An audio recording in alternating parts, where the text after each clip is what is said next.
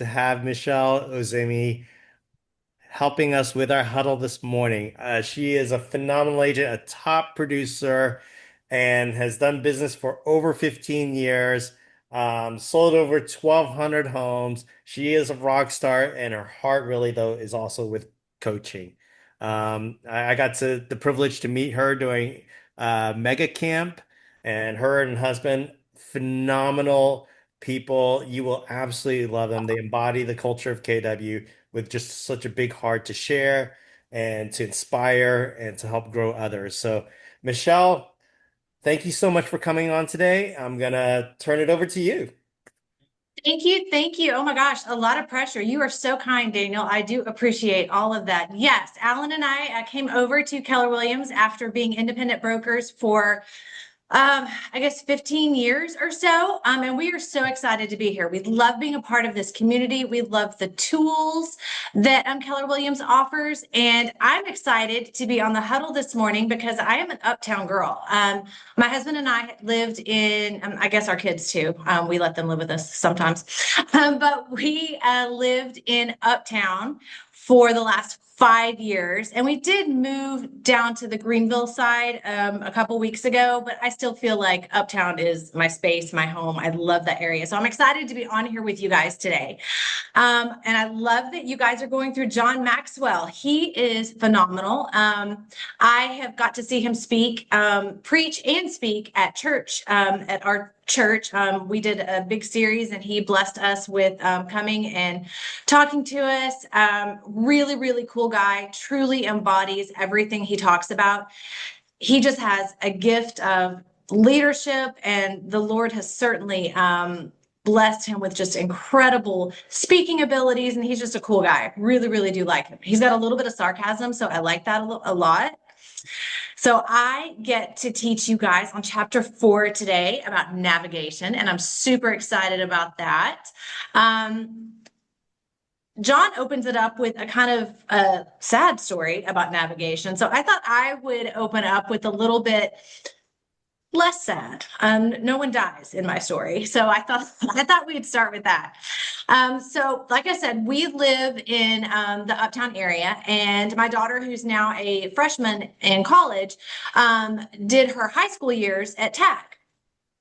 Door to door, TAG is about 2.7 miles. And we had it timed perfectly so that we knew we could go to Starbucks and get her to school, because teenagers today, they don't drive, they never drive. So up until the day she graduated, I had to take her little cute self to school. Well, every now and then I would be busy, so my husband would take her to school. Well, if you've ever met my husband, he has the most ridiculous ADHD. He's super hyper, he's all over the place. Very charming, except when he's taking a very analytical young lady to school, and he never likes to go the same way twice. He also doesn't like to use the navigation system on his vehicle. So there were many times that they would be heading to school, and somehow Alan would get lost in the 2.7 miles from our front door to the school. And it would infuriate Gracie to no end. Like, she still talks about it. She could not stand it when he would take her to school because they would always get lost. He considered it an adventure. She, not so much. So what's important to all of that is other people are depending on you in your role as a leader. And even if you're leading yourself, if you are not a team lead or not leading a large team, you're still leading yourself, and you have a goal and an objective that you need to reach. And it makes the most sense to follow a plan. And sometimes I think as entrepreneurs, kind of like my husband, we like the idea that we can wing it and we can do whatever we want and we can go all of these different directions. And we certainly can, but we do have to face the consequences of the results of those choices. So that's why in our leadership role, or even in our just leading ourselves role, we have to navigate our path. We have to look at the direction we're going, the goal of that direction, and what makes the most sense in getting there. And you have to fail forward. John Maxwell really talks about that. You have to fail forward and really reflect on where you've been and the results of that, so that you're not going to make the same mistakes again. How many times, either as leaders or just in our lead generation, Do we keep doing things that haven't necessarily been effective, but because we're chasing that shiny object, or we want to try something new and different because we know that's going to work, we do that, and we spend all of our time and focus and energy doing something that doesn't work in the end, when if we look back on what has worked in the past, it's something as simple as, I hate to say it, calling our sphere of influence, working in our database, which is not flashy or fun or exciting, but it works. And instead of looking at that and tracking our numbers, we're looking for something new that's going to be the thing. And again, John Maxwell talks about failing forward, and that's why that is so, so important, because it gives you perspective. It increases your confidence in decision making, clarifies the big picture, he says, and it benefits you as a leader, and it encourages people that you are growing and learning from the past, and that they can then trust that you're taking them down a path that makes sense. That's another piece that's important when navigating in a leadership role. Just because you're the leader and you're in charge, so to speak, doesn't mean you're all things.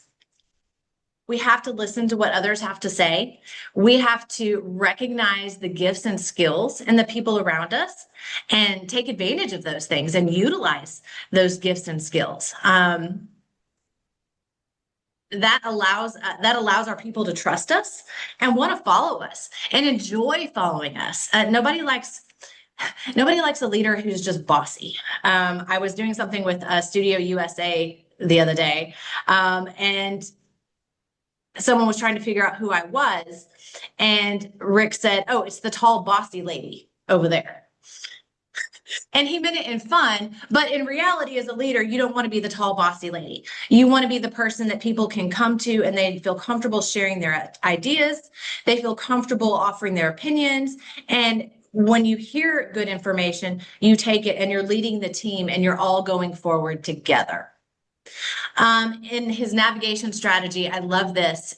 He gives you the plan ahead acronym. I think that's what that's called. Predetermine a course of action. I think that's huge in our goal setting. And as we're doing our business planning for 2026, you need to determine what your course of action is. What are you trying to accomplish? Lay out your goals, adjust your priorities, notify key personnel. Again, in a leadership role, make sure that everyone is on the same page as you. They understand the plan, they understand the goals. If you're not leading a group of people, you probably have a family that you're leading. Make sure they're on board with your plans and that they understand the direction that as a family you're going in 2026. I think that's huge. Allow time for acceptance, head into action, expect problems, always point to the success, and daily review your plan. Dan Martell talks about this.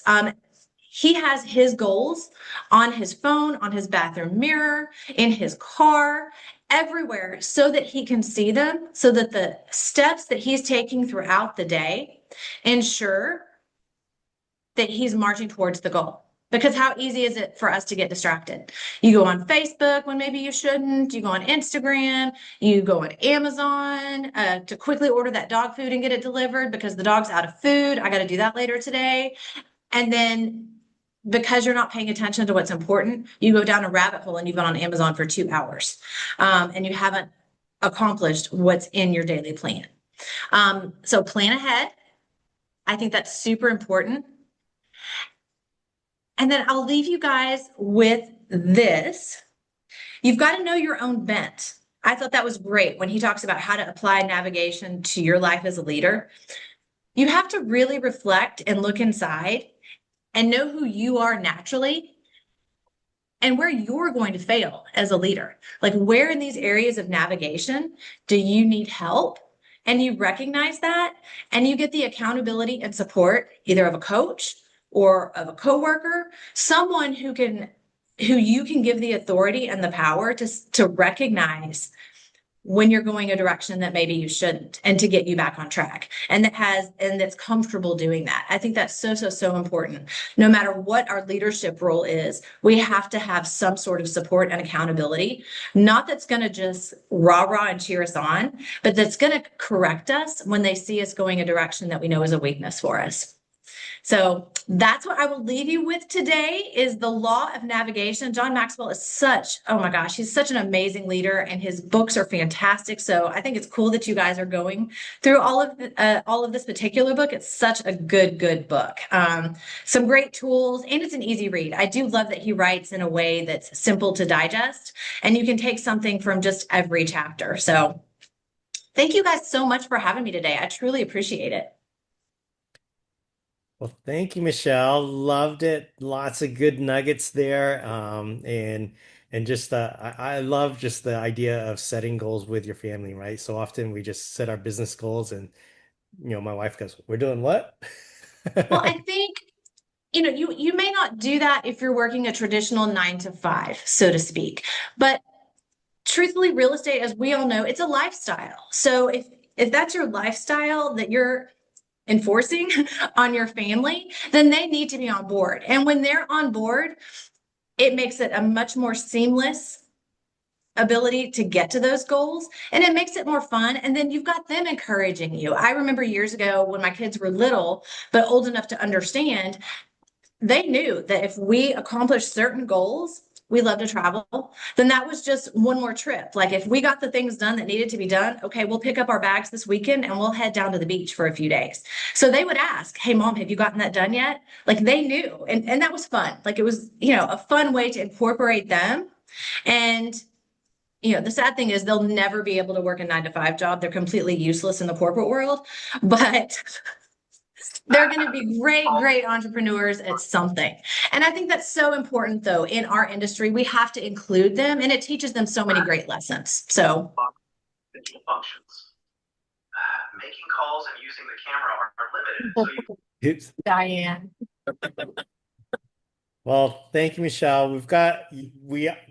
We can tell that you have such a big heart for coaching. It just comes naturally from who Thank you are. you. And so I know you're coming to teach at our office on Tuesday. I The can't wait. I'm class so is excited. How to make 342K in 2026. I So love this why don't you give class. a little plug and a shout out for the class? What is it about?